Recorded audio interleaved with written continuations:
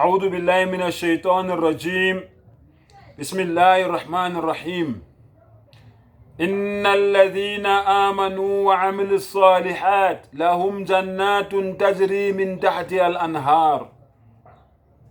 Ngicela Allah angivikele kusathane ongathandwa egameni lika Allah onomusa onesihawu.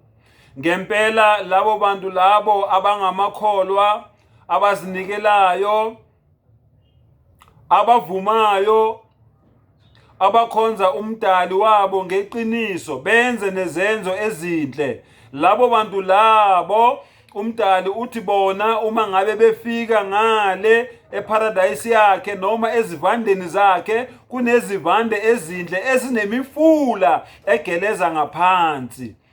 Izindlu lezo abazobe behlala kuzo, iparadise indawo enjalo. Izindlu zakhona zinhle, izindlu zegolide, izindlu ze-saffron, izindlu ethinywa ngamadayimane. Uthi ke umdali ngaphansi kwalezo zindlu lezo kunemifula egelezayo ebekelwe noma eyisethembiso kulawo bantu labo abenze kahle badumisa umdali wabo ngendlela umdali afuna bamdumise ngayo.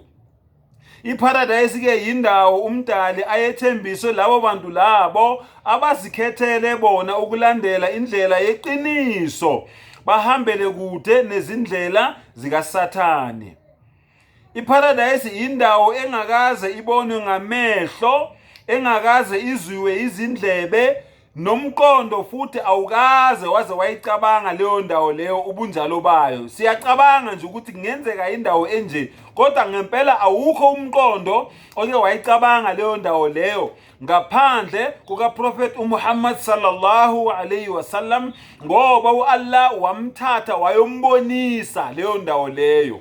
So yena wayibona ngamehlo, akazange ayibone ngoba engasekho, wayibona ngamehlo ephila. Kodwa mina nawe ayikho indlela noma umqondo ongayicabanga, silalela nje yena lokho asitshele kona, naye esitshele ngama-highlights ase-paradise, ngoba akabonanga konke okwenzakalayo eparadise. Wabona lokhu umdali ayefuna ukumbonisa kona, kodwa mina nawe kuningi angasitshelanga kona ngoba naye engazange akubone, nathi futhi esingakwazi. Awukho umqondo ongathi uhambe ujubalale ucabange ngendlela iparadise umdali eyidale ngakhona.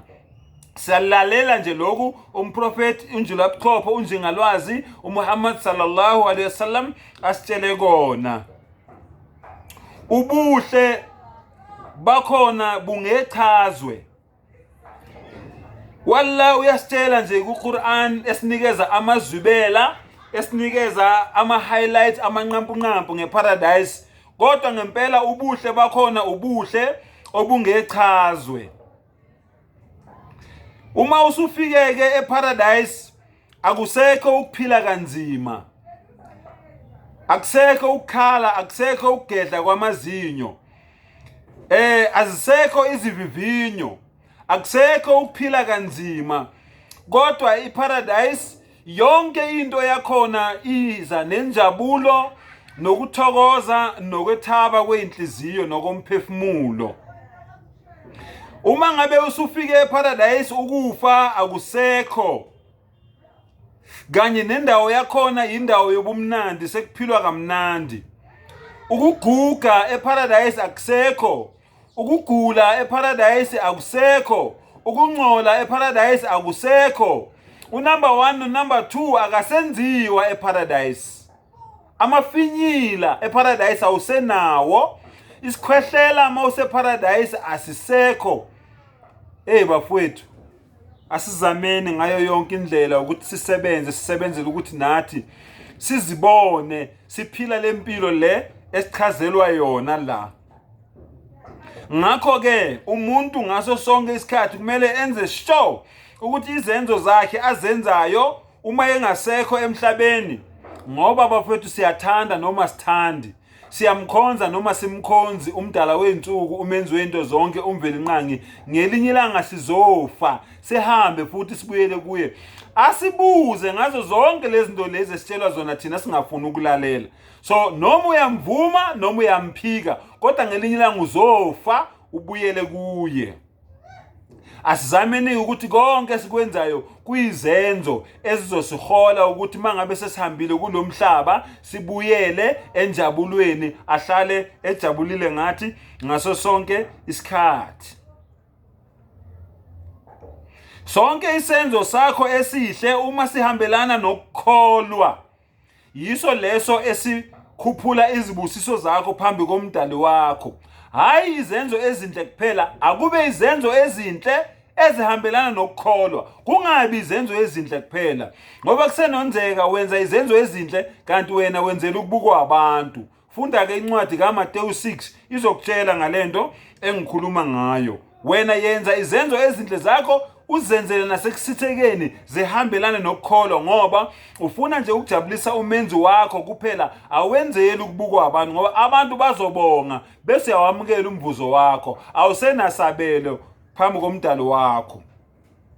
Yazi ukuthi lo mhlaba lo umhlaba wezivivinyo, izivivinyo okuyizo esivivinywa ngazo, ngoba umdali esilolela ukuthi mangabe sekufika lesikhathi sokuthi siyahamba emhlabeni sihambe kahle, yena ahlale ejabulile ngathi. Noma sesifika emathuneni kungabi khona ukuhlukumezeka nokukhala nokugedla kwamazinyo, ngoba indaba bafowethu iqala uma ufika ethuneni. Lo omkhonzayo njengamanje ethuneni ngeke umbone. Ethuneni uzohlangana nezingilozi ezizokubuza imibuzo, mawuyiphasile leyo mbuzo leyo uphila kamnandi ethuneni. Wayifela leyo mbuzo leyo uphila kabuhlungu ethuneni. Wa akhiru dawana alhamdulillahi rabbil alamin.